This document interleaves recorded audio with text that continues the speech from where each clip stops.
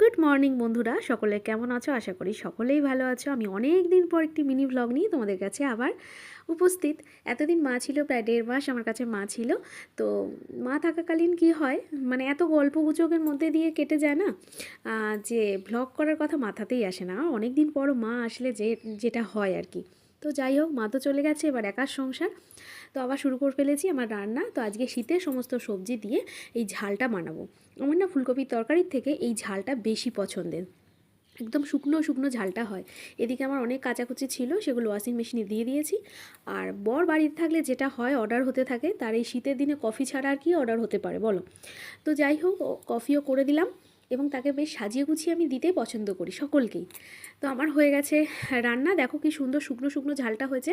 আর এদিকে হচ্ছে পেঁয়াজ ফোড়ন দিয়ে মুসুর ডাল। বিকেলবেলার দিকে এত খিদে পেয়েছিল যে ভেজ স্যুপ বানিয়ে নিলাম। তো এইটুকুনি আজকের মিনি ভ্লগটা।